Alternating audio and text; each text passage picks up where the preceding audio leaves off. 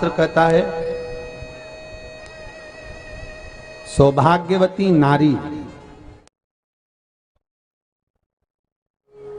जितना भजन पूजन करती है, सौभाग्यवती नारी जितना भगवत नाम स्मरण करती है, भगवत पूजन करती है, व्रत करती है, साधना करती है, तप करती है, पूजन करती है, पाठ करती है, आराधना करती है, अर्चना करती है, उस सौभाग्यवती नारी का किया हुआ दान पुण्य धर्म भजन कीर्तन स्मरण सेवा चाकरी उसके पति के भी काम आती है और उसके पुत्र और पुत्री के भी काम आती है। एक सौभाग्यवती नारी के द्वारा किया, आवाज पकड़ रहा है, एक सौभाग्यवती नारी के द्वारा किया गया भजन पूजन स्मरण संकीर्तन नाम जाप नाम कीर्तन उसके पति के भी काम आ रहा है और उसके बच्चों के भी काम आ रहा है। देखिए कितना सुंदर शिव महापुराण में चरित्र आया है वृंदा देवी का कि वृंदा जितना नाम जाप करती है, वृंदा जितना नाम भजन करती है, वृंदा जितना नाम स्मरण करती है, उसके पति को उसका लाभ है। सोमवार के व्रत का अगर आप विधान देखेंगे, और हम तो कहते हैं केवल 16 सोमवार से ही मतलब मत रखो। आप माताएं अगर एकादशी का व्रत कर रही है, सोमवार का कर रही है, मंगलवार का कर रही, बुधवार का करे, गुरुवार का करे, चतुर्थी का करे, तीज का करे, छठ का करे, आप जो भी व्रत करते हो उस व्रत का विधान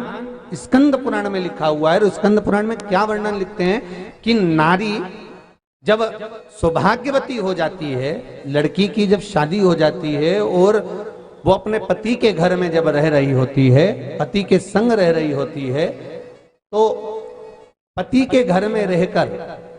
जितना भजन पूजन करती है, जितना स्मरण करती है, वो उसके द्वारा किया गया भजन पूजन व्रत आराधना उद्यापन चाकरी दर्शन ये सब का फल उसके पति के खाते में भी जाता है और उसके पुत्र और पुत्री के भी खाते में जाता है। पर उसमें एक बात का विशेष ध्यान रखना, स्कंद पुराण कहती है कि आप व्रत को उठाएं। आपने व्रत उठाया, कहां उठाया? पति के घर से उठाया, ठीक है। आपने व्रत उठाया सोमवार का, 16 सोमवार का, पशुपतिनाथ का या गुरुवार का या मंगलवार का या बुधवार का, जो भी व्रत आपने उठाया वो पति के घर से उठाया। अब आपका फर्ज क्या है कि व्रत आप अगर कर रही हो तो पति के घर का ही अन्न, पति के घर का ही जल,